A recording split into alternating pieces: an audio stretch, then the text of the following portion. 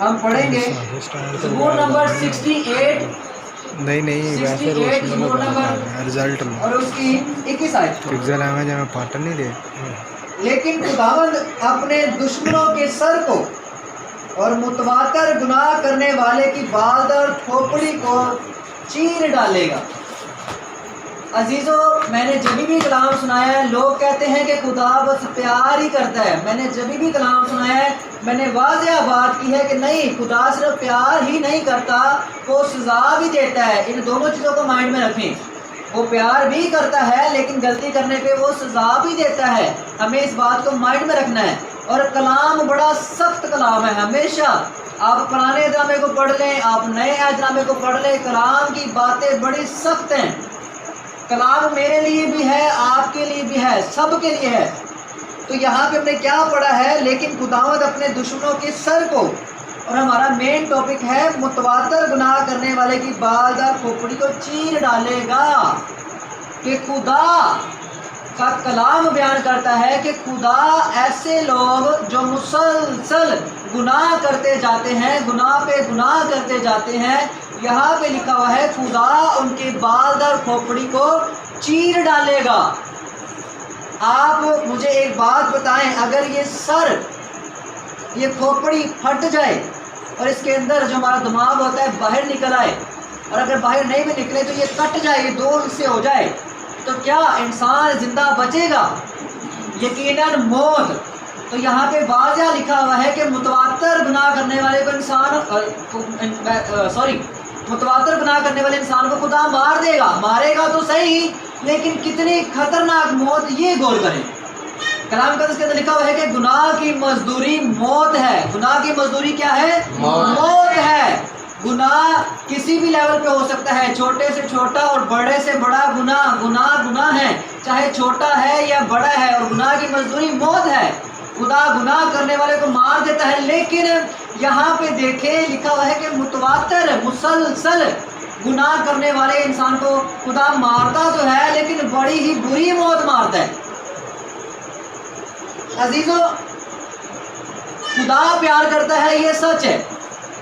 جن لوگوں نے بپتسمہ لیا ہے، چاہے مجھ سے لیا ہے یا پہلے لیا ہے، تو یہ خدا کی محبت ہے کہ خدا نے آپ کے دل میں ڈالا اور آپ نے جس کو سمجھا اور خدا کے کلام کو قبول کیا. یہ خدا کی محبت ہے کہ خدا نے توبہ کی توفیق دی. یہ خدا کی محبت ہے کہ ہم یہاں پہ خدا کے حضور بیٹھے ہوئے ہیں. یہ خدا کی محبت ہے. ہم کلام سن رہے ہیں. بہت سے بہن بھائیوں کے لیے آج پاسبل نہیں ہے عبادت کرنا، لیکن ہمارے لیے پاسبل ہے. تو یہ خدا کی محبت ہے. اب خدا ہمارے ساتھ مسلسل محبت کیے جا رہا ہے. ہم غلطیاں کر رہے ہیں، خدا معاف کر رہا ہے. پھر غلطی کر رہے ہیں، معافی مانگی، پھر خدا معاف کر رہا ہے. پھر غلطی کر رہے ہیں، پھر معاف کر رہا ہے. لیکن ایک بات سمجھ لیں، وہ مسلسل صرف معاف ہی کرتا نہیں جائے گا. بپتسمہ لیا تو اس سے پہلے کے گناہ سارے کے سارے خدا نے معاف کر دیے، ٹھیک ہے. لیکن گناہ بپتسمہ لینے کے بعد اگر پھر سے کوئی غلطی ہو گئی، پھر سے کوئی مسٹیک ہو گئی، لیکن پھر اگر آپ خدا سے معافی مانگیں گے وہ معاف کر دے گا. چلے ٹھیک ہے، اس نے پھر معاف کر دیا، آپ خدا سے چلنا پڑے. اگر آپ اس بات کو سمجھیں کہ نہیں جی میں جب بھی گناہ کروں گا معافی مانگوں گا تو مجھے ہمیشہ معافی مل جائے گی، تو یہ سوچ غلط ہے. اس چیز کو واضح سمجھ لیں. اگر آپ کہتے ہیں کہ میں جب بھی غلطی کروں گا خدا سے معافی مانگوں گا تو خدا معاف کر دے گا، تو یہ سوچ غلط ہے. اس نے ایک دفعہ معاف کیا، اس کی محبت ہے. پھر معاف کیا، اس کی مہربانی ہے. پھر معاف کیا، اس کی شفقت ہے.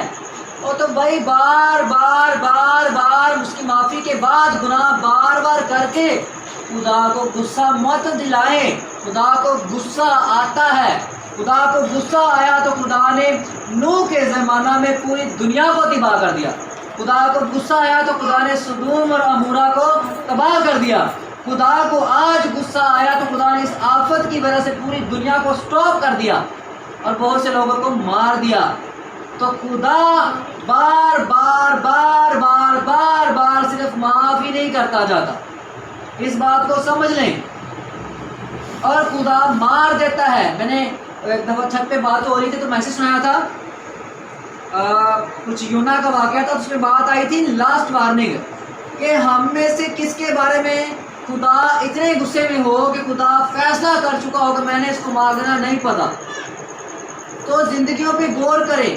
यहाँ पे लिखा हुआ है मुतवातर गुनाह करने वाले कि खुदा बाल और खोपड़ी को चीर देगा। तो आज अपनी जिंदगियों पे गौर करें कि कहीं हम भी तो ऐसे नहीं हैं, कहीं हम भी तो मुसलसल बार बार गुनाही तो नहीं किए जा रहे, कहीं हम भी तो ऐसे नहीं है बपतिस्मा तो ले लिया है फिर वही जिंदगी, कहीं हम तो ऐसे नहीं है बपतिस्मा भी नहीं ले रहे, हम तौबा नहीं कर रहे, हम बार बार कलाम सुन रहे हैं लेकिन हम खुदा को जिंदगी नहीं दे रहे, तो ये गुनाह कर रहे हैं। बचपन से लेके जवानी, जवानी से लेके बुढ़ापा आ गया लेकिन अभी तक अपने आप को खुदा के सुपुर्द नहीं किया। गौर करें आज अपनी जिंदगियों पे कि क्या हम भी तो यही नहीं कर रहे, और अगर कर रहे हैं तो भाई खुदा का खौफ मानने, डरने की जरूरत है, होश में आने की जरूरत है। गफलत की नींद कहीं हमें हमेशा की नींद ना सुला दे, लापरवाही कभी हमें कहीं हमें मौत के मुंह में ना धकेल दे, क्योंकि खुदा का कलाम सच बरहक है और लिखा हुआ है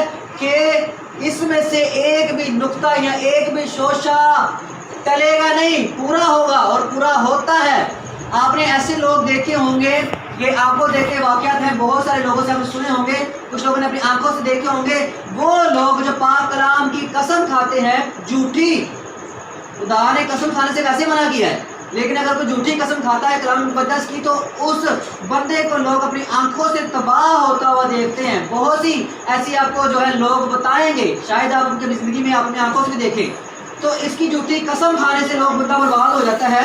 तो मुझे बताएं जो इसके अंदर लिखा है क्या वो पूरा ना होगा, क्या उसके मुआफ़िक़ खुदा में सजा ना देगा? अजीज़ों, अगर आज से पहले बपतिस्मा भी लिया और अगर नहीं भी लिया तो बार बार कोशिश भी की संभलने की, लेकिन नहीं संभल पाए तो अब संभल जाएं, अब संभल जाएं। जब भी कलाम सुनते हैं अगर बार बार कोशिश भी की या नहीं भी कर पाए तो संभल जाएं, क्योंकि कलाम इसीलिए सुनाया जाता है कि हम संभल जाएं, समझ जाएं। अगर यहाँ पे जो छोटे बच्चे बैठे हैं उनको भी समझ आ रही है, लेकिन जो बड़े हैं उनको तो सही से समझ आ रही है कि क्या बात हो रही है। मैं इंग्लिश में बात नहीं कर रहा, मैं उर्दू में बात कर रहा हूँ, ते पंजाबी च भी कर सकना वा। अजीजों, गल है कि अगर बार बार वही गलतियाँ, वही गुनाह, वही हरामकारी, वही बदकारी, वही जनाकारी, वही फरेब, वही धोखा, वही नशेबाजी, वही पुट्ठे काम करते रहेंगे, खुदा नहीं छड़ेगा, वो नहीं छड़ेगा। ये बार बार मैं गल करना पिया क्योंकि कलाम में लिखा है कि वो बार बार गुनाह करने वाले की बालदार खोपड़ी नूं चीर देगा, क्योंकि अगर समझने के बावजूद असी बाज नहीं आइए ते अजीजों डरिए खुदा, तो खुदा सजा देंदा है, तबाह कर देंदा है। साडा मेरा सर है, उन्होंने नाम है पास्टर इमरान गेलो, गल करते होंगे ने, कहते होंगे ने भाई खुदा तो डरो, वो डंडे ही मारदा है, तो जो डंडे मारदा है तो बहुत भड़े मारदा है। वो लोगों को देखो जिन्हों दे उत्ते खुदा का कहर दा हथ है, जिन्हों के बारे खुदा गुस्से आ, ऐसे लोग तुम देखोगे अपने इर्द गिर्द हमसाया च, फैमिली च, तुसी कहोगे इन्हों का की चक्कर है, इन्हों का कारोबार नहीं चलता, बड़ी कोशिश करेंगे वो कारोबार नहीं चलता, बड़ी कोशिश करेंगे उन्होंने घर च खुशहाली नहीं है, बड़ी कोशिश करेंगे लेकिन उन्होंने घर च वरानियां नहीं जांदियां, मुसीबत आई जांदियां ने, बीमारियां आई जांदियां ने, क्यों हुंदा पिया है?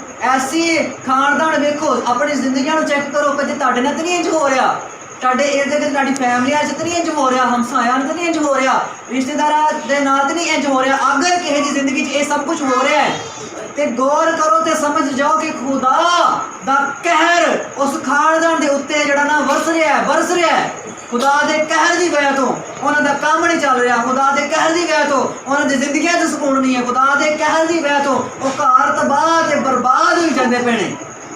कई लोग कहते हैं असीं पागल हो गए, सानूं समझ नहीं आती, पूरी उम्र ते गुनाहां च कड्डी ते तुहानूं हुण समझ किवें आवे?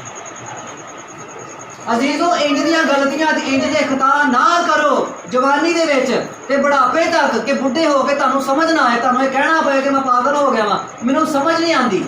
जदों असीं जवानी दे विच गुनाहां दे विच जिंदगी गुजारने आ, ज़्यादातर इत्थे जवान बैठे ने जिहड़े साडे बजुर्ग ने, खुदा दा शुक्र है उन्होंने भी खुदा ने इन्नी ताकत दी कि वो जवानां तो वध ने। इत्थे कोई भी बुढ़ा नहीं हैगा, बुढ़ा हुंदा जिहड़ा सोटी फड़ के ते कुबड़ा होके चले, जिन्हें इंजन गलास फाड़ते हुए या बर्तन फाड़ते हुए हाथ कंबण, इंज दा बंदा कोई नहीं हैगा। कहीं कह सकने कि इत्थे सारे जवान बैठे ने। ते अजीजों, जो ताकत हुंदी है ना बड़ी, ते जो अकल हुंदी है, ते जो जोर हुंदा है, ਕਿ ਉਸੀ ਉਦੋਂ ਜਿਹੜਾ ਨਾ ਯਿਸੂ ਨੂੰ ਪੁਕਾਰਨ ਦੀ ਬਜਾਏ, ਯਿਸੂ ਨੂੰ ਕਬੂਲ ਕਰਨ ਦੀ ਬਜਾਏ ਆਪਣੀ ਤਾਕਤ ਨੂੰ ਗਲਤ ਕੰਮਾਂ ਲਈ ਇਸਤੇਮਾਲ ਕਰਨਾ, ਜਿਹੜਾ ਚੰਗਾ ਨਹੀਂ।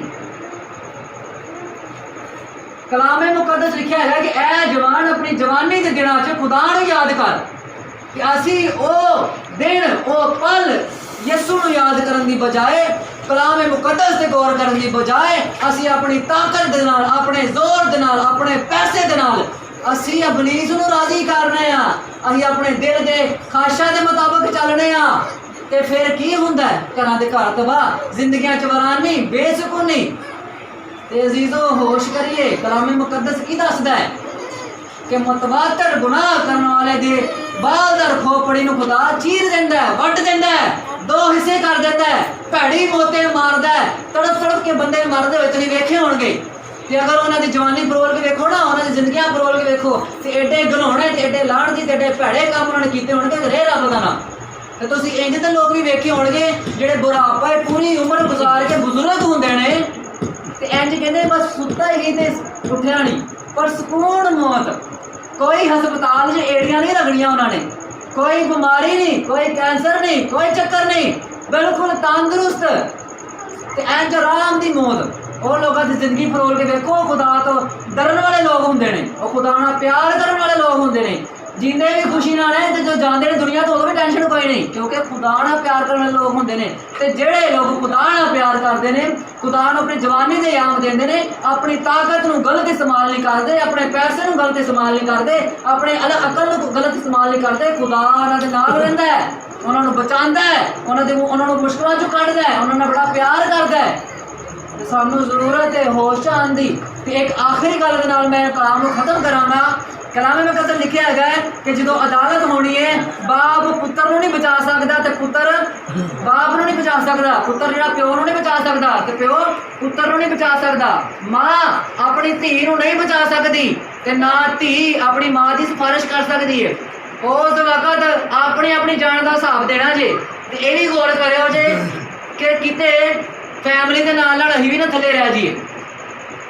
ਆਪਣੇ ਬਾਲ ਬੱਚਿਆਂ ਨੂੰ, ਮੀਆਂ ਬੀਵੀ ਨੂੰ, ਆਪਣੇ ਹਰ ਇੱਕ ਨੂੰ ਕਹਿਣਾ ਸਾਡਾ ਫਰਜ਼ ਹੈ, ਲੇਕਿਨ ਅਗਰ ਉਹ ਨਹੀਂ ਤੁਰਦੇ ਤਾਂ ਉਹਨਾਂ ਲਈ ਦੁਆ ਕਰੋ, ਔਰ ਅਗਰ ਨਹੀਂ ਆਉਂਦੇ ਤਾਂ ਉਹਨਾਂ ਦੀ ਵੇ ਤੋਂ ਖੁਦ ਨਾ ਰੋਕੋ, ਖੁਦ ਆਓ ਭਾਈ, ਅਸੀਂ ਆਪਣੀ ਤਾਂ ਜਾਨ ਬਚਾਈਏ। ਕੋਈ ਨਹੀਂ ਰੱਬ ਵਾਲੇ ਪਾਸੇ ਆਉਂਦਾ ਤਾਂ ਉਹਦੇ ਲਈ ਦੁਆ ਕਰੀਏ, ਉਹਨੂੰ ਕਹੀਏ, ਤੇ ਅਗਰ ਫਿਰ ਵੀ ਨਹੀਂ ਆਉਂਦਾ ਤਾਂ ਅਸੀਂ ਉਹਦੀ ਵੇ ਤੋਂ ਆਪ ਨਾ ਰੁਕੀਏ। ਇਹ ਖੁਸ਼ਕਿਸਮਤ ਅਸੀਂ ਕਹੀਏ ਤੇ ਬੈਠੇ ਆ ਖੁਦਾ ਦੇ ਹਜ਼ੂਰ ਇਬਾਦਤ ਕਰ ਰਹੇ ਆ। ਤੇ ਸਿਰਫ ਹਰ ਇੱਕ ਆਖਰੀ ਗੱਲ ਮੈਂ ਅੱਗੇ ਵੀ ਕਿਹਾ ਸੀ, ਲੇਕਿਨ ਫਿਰ ਕੀ ਕਰੀਏ, ਕਲਾਮੇ ਮੁਕੱਦਸ ਜਦੋਂ ਖੋਲੀ ਜਾਂਦੇ ਫਿਰ ਬਹੁਤ ਸਾਰੀਆਂ ਗੱਲਾਂ ਖੁਦਾ ਦਿੰਦਾ ਹੈ ਤੇ ਕਰਨੀਆਂ ਪੈਂਦੀਆਂ ਨੇ। ਕਲਾਮੇ ਮੁਕੱਦਸ ਦੇ ਮੁਤਾਬਕ ਗੱਲ ਕਰਾਂਗਾ। ਬਹੁਤ ਸਾਰੇ ਲੋਕ ਇੰਜ ਦੇ ਹੁੰਦੇ ਨੇ, ਉਹ ਚਰਚ ਵੀ ਆਉਂਦੇ ਨੇ, ਉਹ ਗੀਤ ਵੀ ਗਾਉਂਦੇ ਨੇ, ਉਹ ਕਲਾਮ ਵੀ ਸੁਣਾਉਂਦੇ ਨੇ, ਉਹ ਮੀਟਿੰਗ ਲੀਡ ਵੀ ਕਰਦੇ ਨੇ, ਉਹ ਕਲੀਸਿਆ ਦੇ ਵਿੱਚ ਬੜੇ ਇੱਜ਼ਤਦਾਰ ਵੀ ਹੁੰਦੇ ਨੇ, ਉਹਨਾਂ ਦੀ ਜ਼ਿੰਦਗੀਆਂ ਫਰੋਲ ਕੇ ਵੇਖੋ। ਯਿਸੂ ਮਸੀਹ ਕਹਿੰਦਾ ਤੁਹਾਡੀ ਰਾਸਤਬਾਜ਼ੀ ਸਫੈਦੀ ਫਿਰੀ ਹੋਈ ਕਬਰਾਂ ਦੇ ਮਾਨਾਂ ਦੇ। ਕਬਰਾਂ ਨੂੰ ਜਾ ਕੇ ਵੇਖੋ, ਐਸੀਆਂ ਕਬਰਾਂ ਜਿਨ੍ਹਾਂ ਦੇ ਉੱਤੇ ਪੱਥਰ ਲੱਗੇ ਹੁੰਦੇ ਨੇ, ਐਸੀ ਕਬਰਾਂ ਜਿਨ੍ਹਾਂ ਤੋਂ ਸਫੈਦੀ ਪੂਰੀ ਫਿਰੀ ਹੁੰਦੀ ਹੈ, ਬਾਹਰੋਂ ਬੜੀਆਂ ਚੰਗੀਆਂ ਲੱਗਦੀਆਂ ਨੇ। ਉਹ ਕਿਤੇ ਕਬਰਾਂ ਨੂੰ ਪੁੱਟ ਕੇ ਤੇ ਵੇਖੋ, ਉਹਨਾਂ ਦੇ ਅੰਦਰ ਕੀ ਹੁੰਦਾ ਹੈ? ਹੱਡੀਆਂ, ਗੰਦਗੀ, ਨਾੜਾਂ, ਕੀੜੇ ਮਕੌੜੇ, ਆਲੂਦਗੀ, ਸਮੈਲ। ਉਹਨਾਂ ਕਬਰਾਂ ਦੇ ਅੰਦਰ ਜਿਹੜੀਆਂ ਬਾਹਰੋਂ ਬੜੀਆਂ ਸੁਥਰੀਆਂ ਨਜ਼ਰ ਆਉਂਦੀਆਂ ਨੇ, ਅੰਦਰ ਇਹ ਕੁਝ ਹੁੰਦਾ ਹੈ। ਤੇ ਯਿਸੂ ਮਸੀਹ ਕਹਿੰਦਾ ਹੈਗਾ ਉਹ ਲੋਕ ਜਿਹੜੇ ਉੱਤੋਂ ਤੇ ਬੜੇ ਸੁਥਰੇ ਨਜ਼ਰ ਆਉਂਦੇ ਨੇ, ਦੁਨੀਆ ਦੀ ਨਜ਼ਰ 'ਚ ਬੜੇ ਇੱਜ਼ਤਦਾਰ ਬਣਦੇ ਨੇ, ਉਹ ਜਿਹੜੇ ਹੈਗੇ ਨੇ ਇੰਜ ਦੇ ਹੁੰਦੇ ਨੇ ਜਿਵੇਂ ਸਫੈਦੀ ਫਿਰੀ ਕਬਰਾਂ। ਜ਼ਿੰਦਗੀ 'ਚ ਗੌਰ ਕਰਨਾ, ਕਹੀਂ ਇੰਜ ਦੇ ਤੇ ਨਹੀਂ ਕਿ ਅਸੀਂ ਕਲਾਮ ਵੀ ਸੁਣਾ ਰਹੇ ਹਾਂ, ਕਿ ਅਸੀਂ ਮੀਟਿੰਗ ਲੀਡ ਵੀ ਕਰ ਰਹੇ ਹਾਂ, ਕਿ ਅਸੀਂ ਸਾਰੇ ਕੰਮ ਕਰ ਰਹੇ ਹਾਂ, ਲੇਕਿਨ ਫਿਰ ਵੀ ਸਾਡੀ ਜ਼ਿੰਦਗੀ ਦੇ ਵਿੱਚ ਬਦਕਾਰੀ, ਹਰ ਤਰ੍ਹਾਂ ਦੀ ਹਰਾਮਕਾਰੀ, ਹਰ ਤਰ੍ਹਾਂ ਦੀ ਬੁਰਾਈ ਹੈ। ਅਗਰ ਹੈਗੀ ਹੈ ਤੇ ਇੰਜ ਦੀ ਵਰਡ ਦਾ ਫਾਇਦਾ ਕੋਈ ਨਹੀਂ ਹੈਗਾ। ਮੈਂ ਸਿੱਧਾ ਕਹਿੰਦਾ ਜੀ, ਕਿਉਂਕਿ ਕਲਾਮੇ ਮੁਕੱਦਸ ਹੀ ਇਹੀ ਕਹਿੰਦਾ ਹੈ, ਦੋ ਦਿਲਾਂ ਨਹੀਂ ਬਣਨਾ, ਇੱਕ ਦਿਲ, ਇੱਕ ਰਾਹ ਦੇ ਹੋ ਜਾਓ। ਯਿਸੂ ਮਸੀਹ ਕਹਿੰਦਾ ਜਾਂ ਤੇ ਅੱਛਾਈ ਵਾਲੇ ਤੁਰ ਜਾ, ਜਾਂ ਬੁਰਾਈ ਵਾਲੇ ਬੁਰਾਈ ਕਰ ਲਾ। ਅਸੀਂ ਕੀ ਕਰ ਰਹੇ? ਅਸੀਂ ਅੱਛਾਈ ਵੀ ਕਰ ਰਹੇ ਤੇ ਅਸੀਂ ਬੁਰਾਈ ਵੀ ਕਰ ਰਹੇ। ਇਹ ਕੰਮ ਨਾ ਕਰੋ ਅਜ਼ੀਜ਼ੋ। ਮੈਂ ਪਹਿਲੇ ਵੀ ਖਿਦਮਤ ਕੀਤੀ ਹੈ, ਤੇ ਮੈਂ ਕਹਿੰਦਾ ਹਾਂ ਲੋਕਾਂ ਨੂੰ ਕਿ ਨਾ ਤੇ ਮੈਂ ਆਪਣੀ ਪਬਲਿਸਿਟੀ ਦੇ ਲਾਲਚ 'ਚ ਖਿਦਮਤ ਕੀਤੀ ਹੈ, ਨਾ ਪੈਸੇ ਦੇ ਲਾਲਚ 'ਚ ਕੀਤੀ ਹੈ, ਮੈਂ ਦਿਲੋਂ ਖਿਦਮਤ ਕੀਤੀ ਹੈ। ਅਗਰ ਹੁਣ ਵੀ ਮੈਂ ਕਰਨਾ ਪਿਆ ਖੁਦਾ ਦਾ ਕੰਮ ਤੇ ਦਿਲੋਂ ਕਰਨਾ ਪਿਆ, ਤੇ ਇਹ ਆਪਣੀ ਵਡਿਆਈ ਨਹੀਂ ਕਰ ਰਿਹਾ। ਮੈਂ ਗੱਲ ਇਸ ਤੋਂ ਕਰ ਰਿਹਾ ਵਾਂ ਕਿ ਗੱਲ ਸੁਣ ਕੇ ਤੁਸੀਂ ਵੀ ਮਜ਼ਬੂਤੀ ਪਾਓ, ਤੁਸੀਂ ਵੀ ਇੰਜ ਕਰੋ ਕਿ ਭਾਈ ਮੈਂ ਦਿਲੋਂ ਤੁਰਨਾ ਖੁਦਾ ਨਾਲ, ਤਾਂ ਕਿ ਤੁਸੀਂ ਵੀ ਦੂਸਰੇ ਸਾਹਮਣੇ ਕਹਿ ਸਕੋ। ਇਹ ਕਹਿਣ ਦਾ ਮਕਸਦ ਹੁੰਦਾ ਹੈ ਦੂਸਰਿਆਂ ਲਈ ਮਜ਼ਬੂਤੀ ਦਾ ਬਾਇਸ ਬਣਨਾ, ਨਾ ਕਿ ਫਖਰ ਕਰਨਾ। ਮੈਂ ਕੋਈ ਗਰੂਰ ਜਾਂ ਫਖਰ ਨਹੀਂ ਕਰ ਰਿਹਾ, ਮੈਂ ਕੋਈ ਆਪਣੀ ਮੈਂ ਨੂੰ ਜ਼ਾਹਿਰ ਨਹੀਂ ਕਰ ਰਿਹਾ ਕਿ ਮੈਂ ਇੰਜ ਨਹੀਂ। ਮੈਂ ਤੁਹਾਨੂੰ ਇਸ ਲਈ ਦੱਸ ਰਿਹਾ ਵਾਂ ਕਿ ਗਵਾਹੀ ਦੇ ਤੌਰ ਤੇ ਕਿ ਤੁਸੀਂ ਵੀ ਇੰਜ ਦੇ ਬਣੋ। ਹਾਲੇਲੂਇਆ। ਤੇ ਮੁਤਵਾਜ਼ਨ ਨਾ ਕਰਨ ਵਾਲੇ ਨਹੀਂ ਬਣਨਾ। ਇੰਜ ਦੇ ਬਣ ਗਏ ਤੇ ਖੁਦਾ ਬੜੀ ਭੈੜੀ ਮੋਤੇ ਮਾਰੇਗਾ। ਉਹ ਅਗਰ ਪਿਆਰ ਕਰਦਾ ਹੈ, ਮਾਫ ਕਰਦਾ ਹੈ ਤੇ ਜ਼ਿੰਦਗੀ ਨੂੰ ਸਵਾਰ ਲਈ ਅਗਰ ਅੱਜ ਤੱਕ ਨਹੀਂ ਬਦਲੇ ਤੇ ਅੱਜ ਬਦਲ ਜਾਏਗੀ ਤੇ ਮੁਕੰਮਲ ਬਦਲੀਏ, ਐਸੇ ਬਦਲੀਏ ਕਿ ਆਖਰੀ ਸਮਾਂ ਤੱਕ ਦੁਨੀਆ ਸਾਡੀ ਗਵਾਹੀ ਦੇ। ਹਾਲੇਲੂਇਆ। ਖੁਦਾ ਤੁਹਾਨੂੰ ਬਰਕਤ दे। आंखें बंद करें, छोटी सी दुआ करें।